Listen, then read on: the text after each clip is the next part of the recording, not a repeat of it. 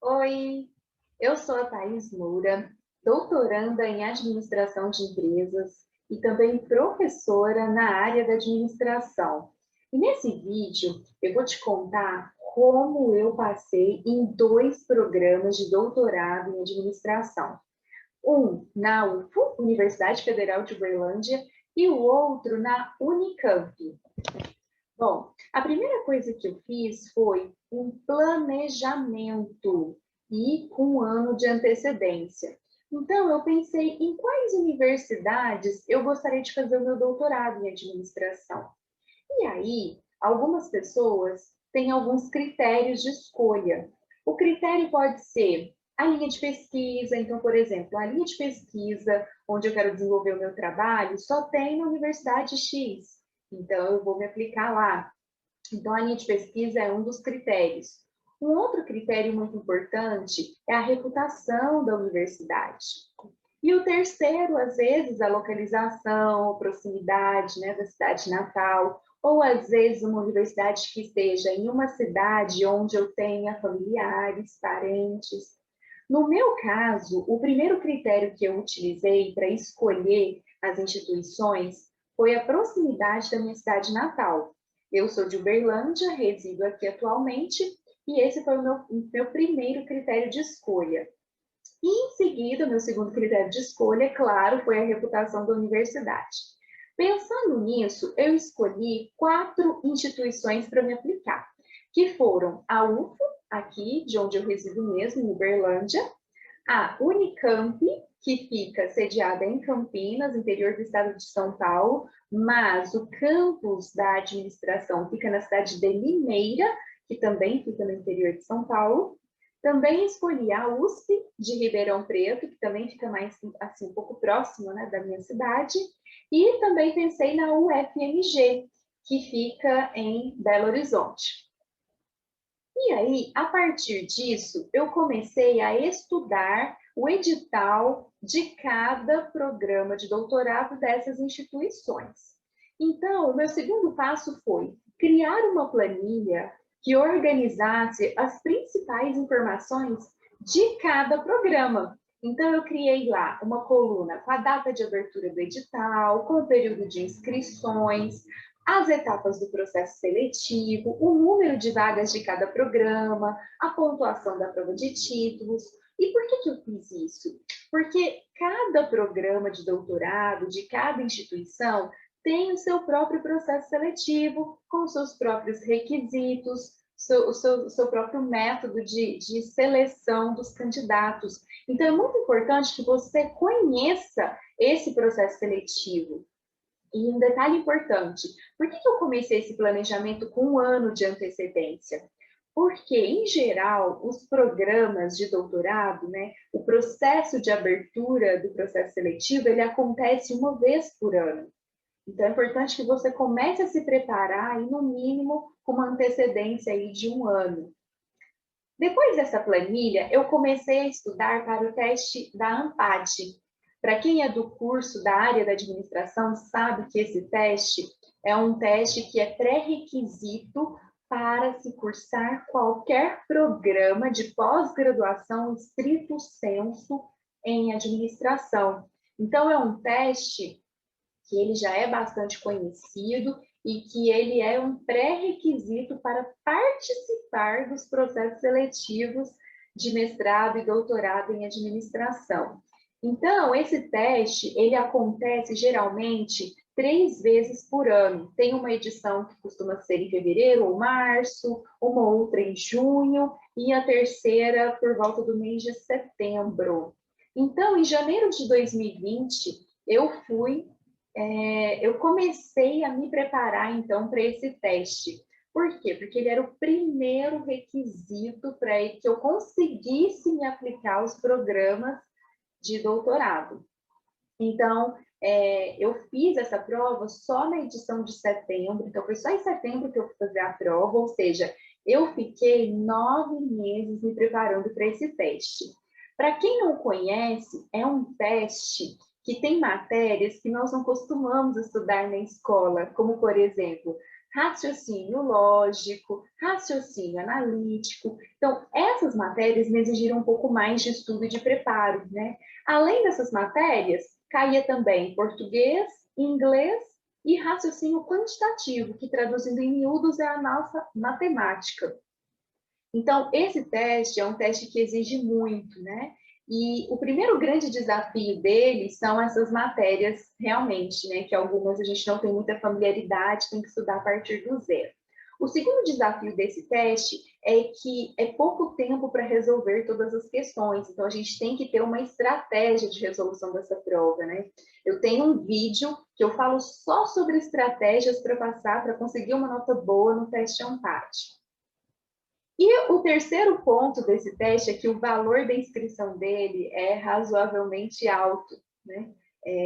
Custa em torno de R$ 300 o valor da inscrição. Então, no meu caso, eu pensei, eu vou fazer esse teste e eu vou fazer valer esses R$ 300. Então, eu vou estudar, né? Então, a partir do momento que eu decidi que eu ia fazer esse teste, eu estudei com afinco, com muita dedicação e, o mais importante, com estratégia para conseguir uma nota alta, né, para poder conseguir participar desses processos seletivos.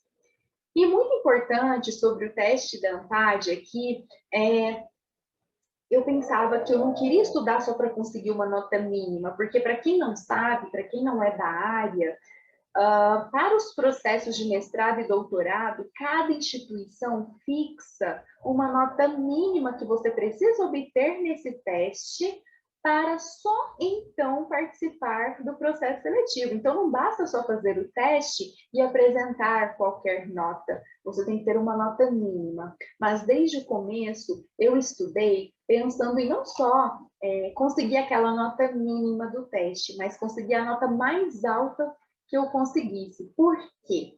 Porque a nota do teste ANPAD para os programas que eu estava me aplicando era um pré-requisito do processo seletivo. Então, quanto maior a nota, maiores as minhas chances de ser aprovada. Bom, em seguida, eu atualizei o meu currículo Lattes, né? Então, o currículo Lattes, ele é atualizado na plataforma Lattes, e lá eu coloco toda a minha experiência acadêmica, a minha formação, a minha experiência como professora, a minha experiência em empresas, os meus artigos científicos publicados, os meus projetos de extensão. Então, ou seja, toda a minha bagagem acadêmica e profissional eu coloco no meu currículo Lattes. Por quê? Porque nos processos seletivos existe a famosa prova de títulos. E a prova de títulos nada mais é do que uma avaliação do seu currículo Lattes, que consta lá na plataforma, e por isso ele precisa estar atualizado, e, em paralelo, a análise dos documentos comprobatórios dessas experiências. Em seguida, eu elaborei o meu pré-projeto de pesquisa. Vocês vão perceber que, dependendo da instituição para a qual você vai se aplicar, ela não exige o pré-projeto de pesquisa. Algumas exigem, outras não, né? Nesse caso, as instituições que eu optei por dar continuidade, que foi a Unicamp e a UFO, as duas exigiam pré-projeto de pesquisa. E aí, eu aproveitei o tema da minha dissertação de mestrado e ampliei ele no meu projeto de pesquisa, porque é muito importante a gente ter em mente que não necessariamente eu vou desenvolver o meu pré-projeto depois no meu doutorado. O pré-projeto de pesquisa, ele serve para que você seja aprovado no processo. Então, não se preocupe em já ter um tema definido, certo, é isso mesmo que eu vou falar, porque muitas pessoas, quando entram no mestrado ou no doutorado, ainda não têm ideia do que vão desenvolver de pesquisa, né, como dissertação e como tese. Então, lembrem-se disso. O pré-projeto de pesquisa, ele serve para você passar no processo seletivo. Então, ele tem que ser muito bem escrito, ele tem que ser objetivo, claro, e ele serve para isso. Depois que você estiver dentro do programa, você pode alinhar com o seu orientador sobre o que mesmo você vai falar. E aí você decide se você vai seguir em frente o tema do seu pré-projeto ou se você vai mudar de tema. E por último, eu fiz o preparo para a arguição com a banca. Para vocês terem uma ideia, no caso da UFO, não houve essa etapa de arguição do pré-projeto com a banca, mas na Unicamp houve. Então, no caso da UFO, eu apenas enviei os meus documentos, enviei meu projeto, meu pré-projeto, e ele foi avaliado lá pela banca. No caso da Unicamp, além de ter enviado meu pré-projeto com antecedência, eles pediram a arguição do pré-projeto, isso já estava no edital, então eu já sabia disso com antecedência. E aí, como que eu me preparei para essa arguição? Primeiro, eu li o meu pré-projeto umas 2 vezes com muita atenção, e aí eu tentei pensar em possíveis perguntas da banca sobre ele. Por exemplo, por que você escolheu esse tema? Como você pensa em executar esse projeto? Se você não conseguir o número adequado de respostas para executar essa pesquisa, como você resolveria esse problema? E aí, a partir dessas possíveis perguntas, eu elaborei algumas respostas. Então, esse foi o meu preparo para a arguição da banca. Uma outra dica muito importante, pessoal, é que eu fui para essa arguição com uma tranquilidade de pensar que ninguém estava ali para me criticar, para me julgar, para diminuir o meu trabalho. Pelo contrário, eles estavam ali para me conhecer melhor, conhecer um pouquinho do meu tema e saber se eu tenho o mínimo de domínio sobre o meu tema, sobre o que eu estou falando. Então, quando eu mudei essa mentalidade, né, e eu mudei essa mentalidade lá no mestrado, de entender que uma banca de avaliação não está ali para te massacrar, para te julgar, para te criticar, para te atirar pedras. Eles estão ali para contribuir com o seu trabalho, para melhorar, para fazer sugestões, para te indicar um caminho alternativo, uma possibilidade. Então, quando a gente muda essa visão de uma banca, a gente vai muito mais tranquilo para ela. Concorda comigo? E uma outra dica também muito importante para a arguição é, se por acaso, e vai acontecer, né? Se eles fizerem alguma pergunta que você não sabe ou não pensou a respeito, não invente na hora só para responder qualquer coisa. Seja sincero, fale que você não havia pensado naquele aspecto, mas que é uma boa ideia, que você vai considerar isso no seu projeto, que você também pretende contar com o apoio do seu futuro orientador para resolver qualquer inconsistência e que você está aberto para novas sugestões, para alterações e adaptações. Isso é muito bem visto pela banca. Tudo bem? Bom, e eu queria deixar aqui um bônus para vocês, né? Quando a gente pensa em processo seletivo, né, para entrar no mestrado ou no doutorado, e que a gente vê lá que tem algumas etapas a serem seguidas, a serem cumpridas, eu penso que é muito importante que cada etapa seja cumprida no seu tempo, porque pode ser que a gente comece a querer fazer tudo ao mesmo tempo. Então, é muito importante que a gente tenha uma certa organização e cumpra cada etapa no seu tempo. Por exemplo, no meu caso, a primeira coisa que com a qual eu tinha que me procurar era me preparar para o teste ANPAD. Por quê? Porque ele tinha a data certa para acontecer e porque ele era o primeiro pré-requisito para eu participar dos processos seletivos. Ou seja, se eu não tivesse a nota da ANPAD, ou se eu não tivesse a nota mínima, pelo menos a nota mínima, eu nem poderia me aplicar aos processos seletivos. Eu nem poderia enviar o meu pré-projeto de pesquisa. Eu nem seria avaliada pelos meus títulos, né, acadêmicos e profissionais. Então, no meu caso, a primeira coisa em que eu pensei e foquei foi em me preparar bem para o teste ANPAD.